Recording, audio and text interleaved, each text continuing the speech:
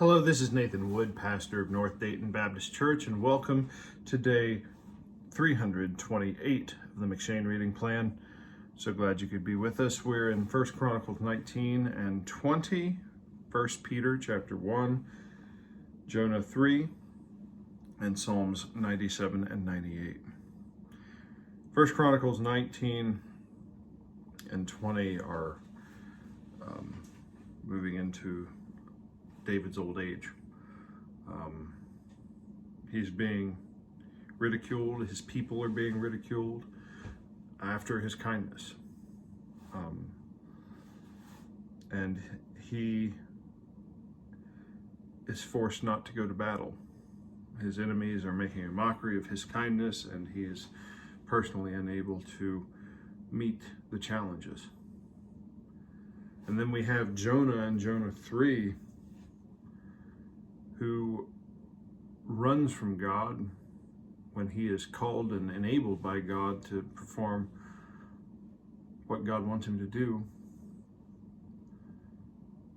And the message that he ends up preaching after God rescues him is an 8-word sermon: yet 40 days and Nineveh shall be overthrown. It's so interesting what a broken world we live in, and how twisted some things can be. David tried to show kindness to his enemies and honor, and they repaid him with skepticism and violence.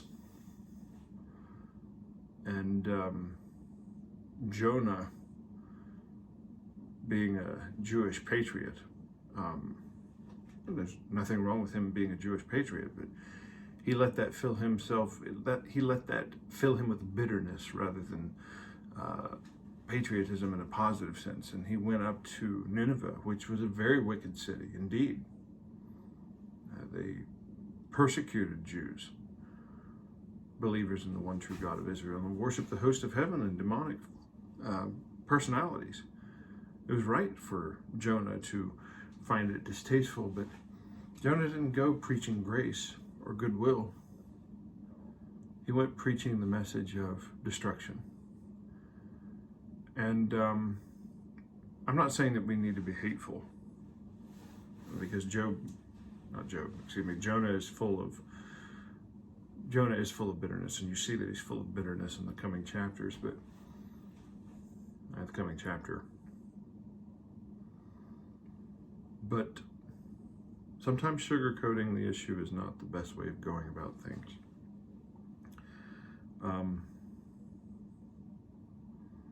Sometimes I think God wakes us up. Like our daughter, sometimes she won't pick up her toys unless you tell her, okay, the robot vacuum's going to eat them all up. No! And the toys get picked up pretty quick. Sometimes very, very haphazardly, and you say, well, that's manipulative, all this sort of, well, no, we behave like children.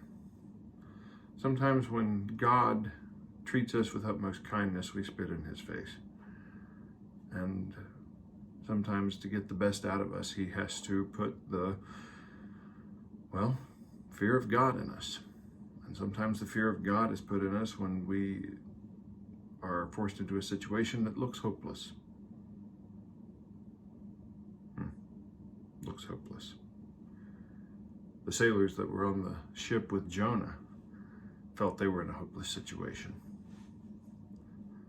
And we're kind of backtracking a little bit, that they threw him, they were throwing everything off the side of the ship, kind of like, food, barrels, all this sort of thing. And I was reading the story of Jonah in a kid's book with Lydia today, and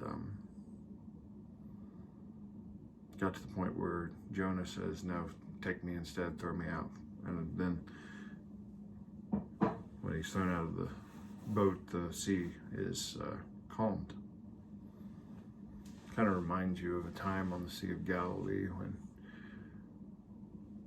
the disciples were bailing water and fighting the contrary waves and wind, and The Lord speaks peace to the sea, and there's an instant calm. He doesn't throw himself in.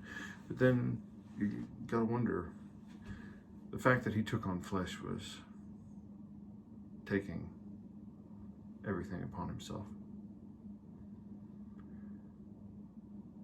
In our storm, we try to throw everything out and try to get rid of this, get rid of that, or try to do this or try to do that. We try to make things right,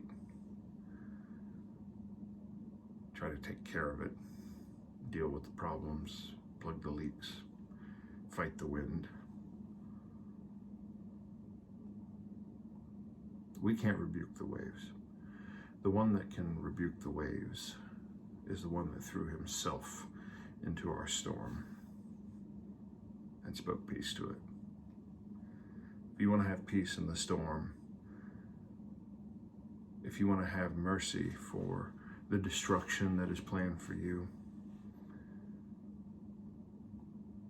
if you want forgiveness for spitting in the face of God's mercy, you have to turn to the one who spoke the winds into existence and laid down his life for you and rose again so you could live eternally.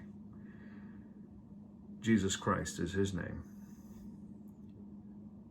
He loves you, and we love you. Have a good day.